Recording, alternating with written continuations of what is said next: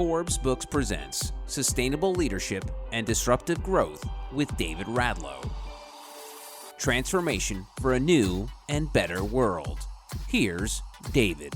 My guest this week is Rodney Herenton, a 20-year veteran of the investment management industry.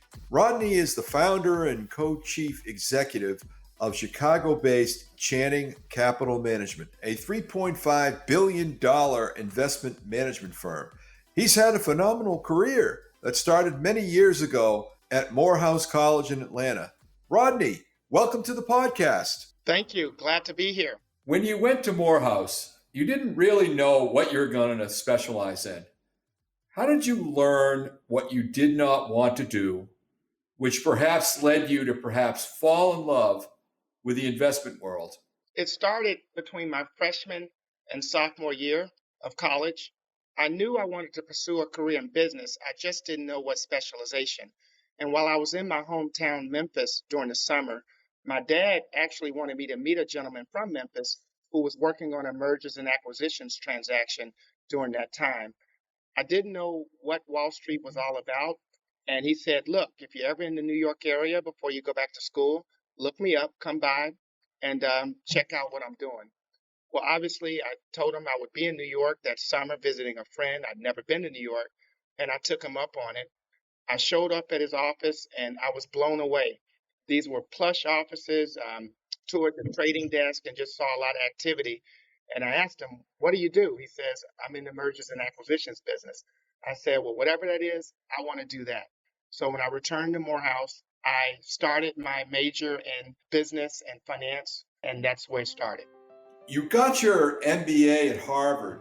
My mom graduated from Harvard, Radcliffe Graduate Management Program, several years ago.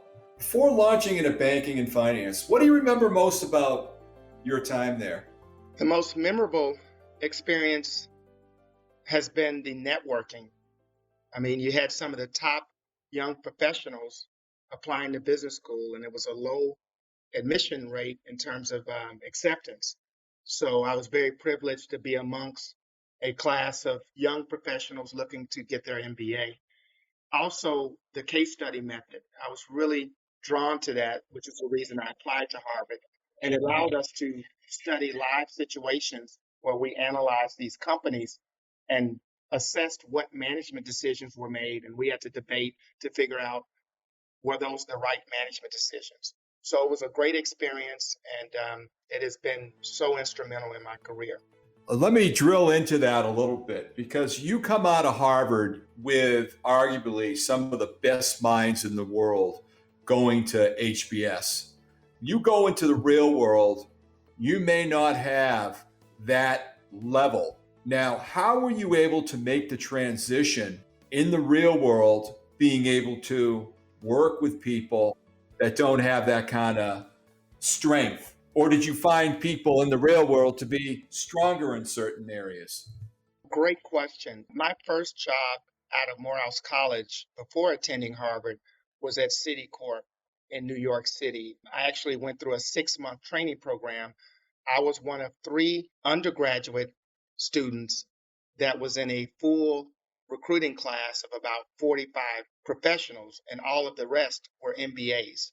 So that was my exposure to postgraduate professionals who had some work experience, then obtained their MBA. That was when I learned in that classroom, going through that 6-month training, that I really liked the students from Harvard because they were used to debating and discussing topics in those case studies. Now, everyone was bright. There were people from all over, Wharton, University of Chicago, just all over. But I was attracted to the case study method, and they actually used case studies in our 6-month credit training program. So I was obviously intimidated, but if you know anything about Moorehouse College, it teaches us to go out and compete and be the best amongst the best. So through that, it was just hard work, doubling up, reading, and asking a lot of questions to the professors and my peers. I need to go back just a little bit on Moorehouse, so people listening to this podcast may not be aware of the rigors and the strength that Moorehouse delivers. Would you be kind enough to share with us those? Yes, my freshman year, the first week of orientation, I remember the person leading that session said, look to your left, look to your right. One of those individuals will not be here upon your graduation. And that set the stage of how competitive Morehouse College is as a private male African American college in Atlanta, Georgia.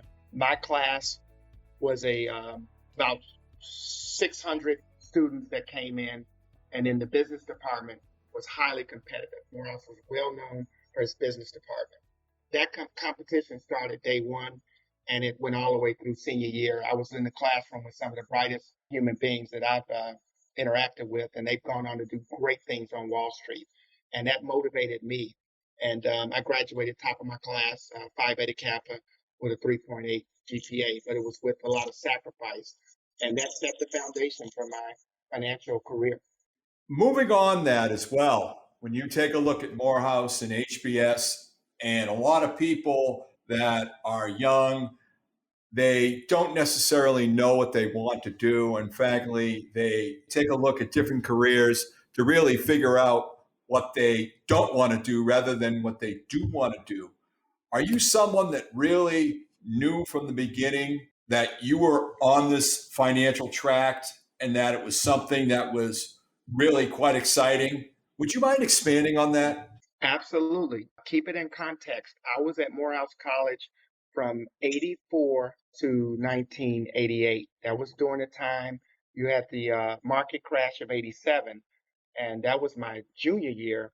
So it was even more competitive to get a job on Wall Street. And then Wall Street was really just opening up for African Americans. I mean, most of the entry was in the commercial lending, credit, less on the mergers and acquisitions and underwriting side.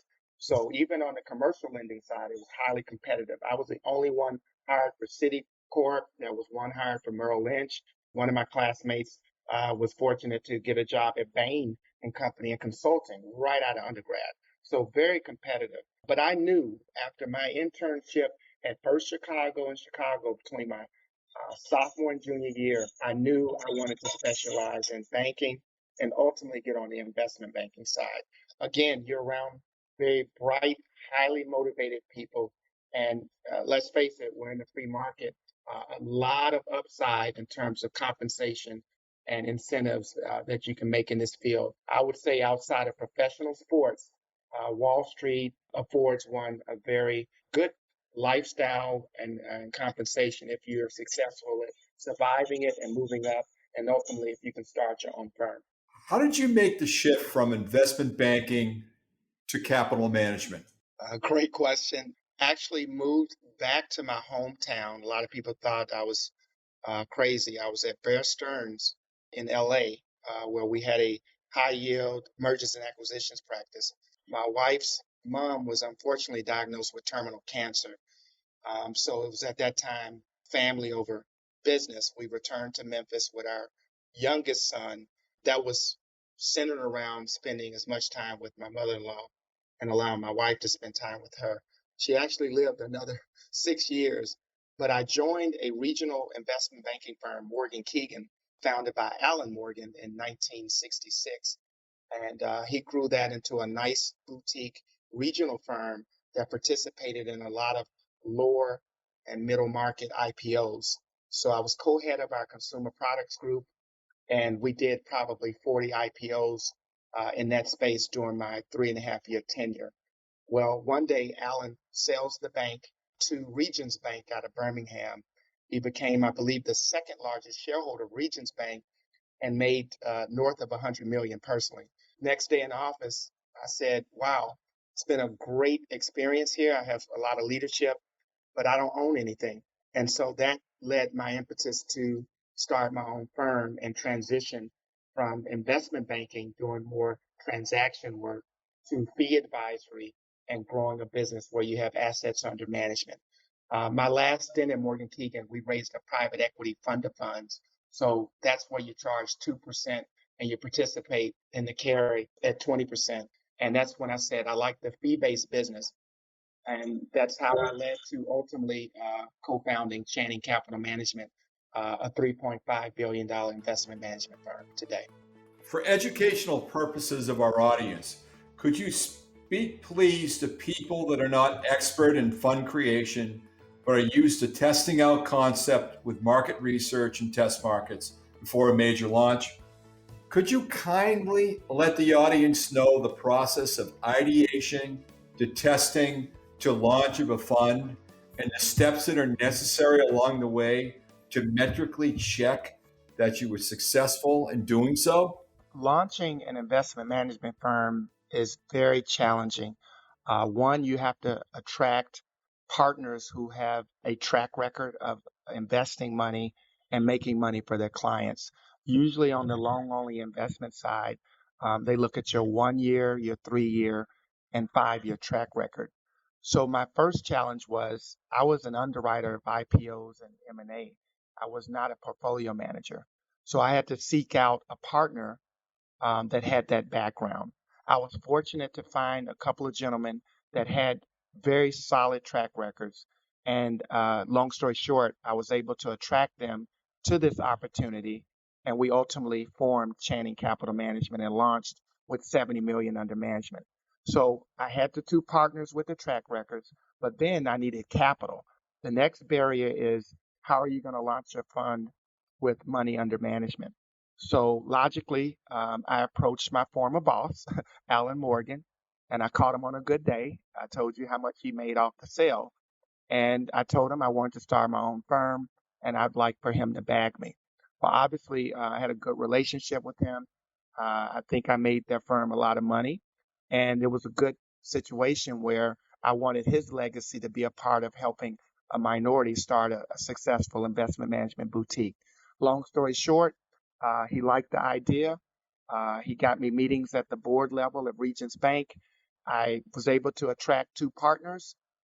We went up and presented, and they awarded us $70 million to start our fund, and we've grown that to over 3.4 billion today. The last hurdle, first having the investment talent, then having the assets under management, you need startup capital. So I was fortunate to reach out to a family friend in the hedge fund business. He was able to provide us significant capital alongside our capital to fund the working capital and infrastructure. In this business today, you really need about 5 years to ramp up. If you break even within 3 years, you're lucky. So the capital infusion and having a nice cushion of working capital was critical. Those are the three impediments to launching a fund, and we were able to achieve all of those. So you're able to do that, then I guess what is only left is that you need to perform, correct? Absolutely. Just because you launch the fund at 70 million, you have to grow the fund by attracting new investors. And what are they looking at? They're always looking at your 1 and your 3 year returns relative to a certain index that you benchmark your strategy against. We're intrinsic value investors, so we model our approach off of Warren Buffett.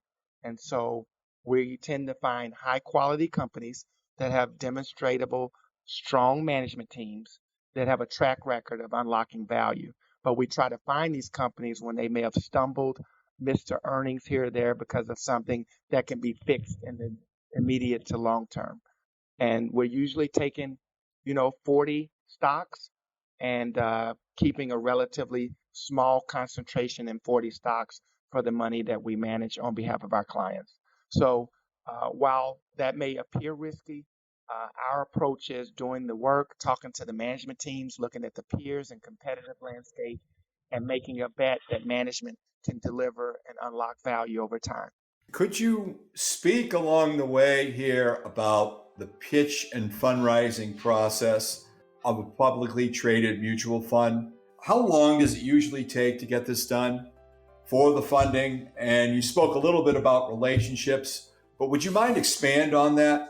Sure, we use a fund administrator. The fund administrator is responsible for partnering with us to help us set up a 40 Act or a publicly traded mutual fund. So when we embarked upon this, the first step was to hire a fund administrator. They work with you to price out what would be the break even on a mutual fund if you were to set it up and launch it. So first you have to budget out what your break-even asset level would need to be so that you break even on your investment. It can cost north of $200,000 to set up a 40 Act fund. Typically, you file a red herring, a prospectus, similar to what you do with an IPO filing, and there's a 75 plus day SEC review of your prospectus filing. Assuming approval, then you work with the fund administrator, your trustee board, compliance, and legal to go through a rigorous learning curve of all the regulatory compliance rules around running a 40 Act fund and registering it. And then you set your target launch date. And if you're successful, you have a seed investor to come alongside any capital you put in, and you set an effective date to launch the fund. And we priced our fund, which is typical, at $10 a share, and it has an institutional share class. And we usually have a $100,000 minimum because we manage only institutional clients. Now we can override and waive that and allow individuals to come in well under that 100,000. But again, most of our 3.4 billion is institutional quality clients. You just touched on a little bit about the special issues regarding regulations you have to deal with.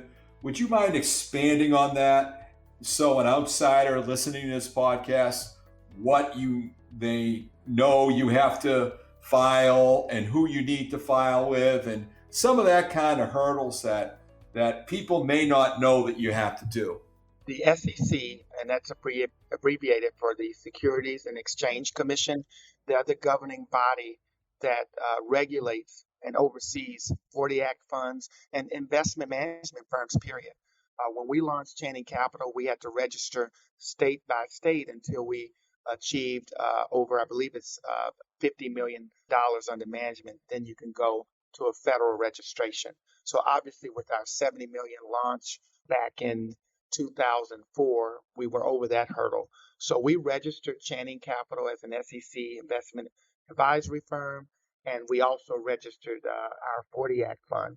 And so the SEC at any time can call an audit on you. They come in and review all your documentation, your full compliance program, and you have to abide by these rules. It's designed to protect the investor, similar to if you're putting money in a bank, you have the FDIC to protect those depositors.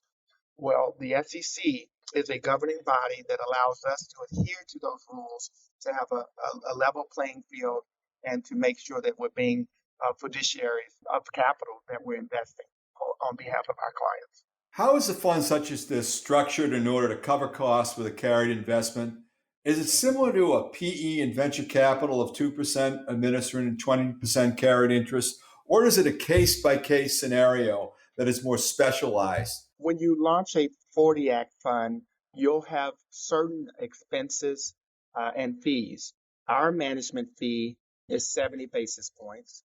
And then you have what's called a 12B1 distribution fee.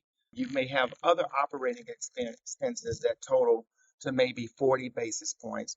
And then what's called the total fund operating expense is an all-in cost to run the fund. And usually that's 1%. It can range between 1%. I've seen some up to 1.25%. We priced ours slightly under 1% at 95 basis points. We wanted to be competitive, but also command a reasonably market-driven management fee. And our management fee, again, is 70 basis points. And what we did, we assessed our competitors out there, other publicly traded mutual funds, and priced ours within that range to remain competitive. Okay, that sounds good. Everyone likes to point out how important building a network, but that network only helps when you follow up. Is that how you built your company and how you leverage people, process, and strategy with grinding tactical follow-up? Or it's just people really, really love you, Rodney, and that's why they want to do business with you? I try to remain humble, but I've been fortunate to build my network over time from my days at Moorehouse through Harvard Business School and post Harvard Business School with my career. That does help to have a network where you can contact people that have gone on to do great things. And It didn't help that my father was the first African American elected mayor of Memphis at one time. So just being in that type of setting did afford me the opportunity to meet very influential people. But again, a network is only as strong as your talent and as your expertise and as your value add proposition. So just because I could access people, they had to engender trust that I knew what I was doing and that I could provide a good service at a reasonable fee so that it's a win-win. So yes, networking is critical to anything in business, but particularly in the investment management field. And that's allowed us to grow our firm over time by putting up decent performance, consistent performance over time, and making sure that we service our clients consistently. That's extraordinary. Well, Rodney, we have to stop right here. But coming up in the second part of our talk with Rodney Herenton, the founder and co-chief executive officer of Channing Capital Management, Rodney shares how his network of family, friends, and colleagues have influenced his amazing success. I've been helped tremendously. I cannot express that. I've had so many people help me. I won't even name them because if I leave someone out, they'll let me know. But trust me, the list is long. And with that, it is my responsibility, it is my life journey to help others. To connect with David, go to davidradlow.com. David's book, Principles of Cartel Disruption, Accelerate and Maximize Performance, is now available wherever books are sold. This has been Sustainable Leadership and Disruptive Growth with David Radlow, a presentation of Forbes Books.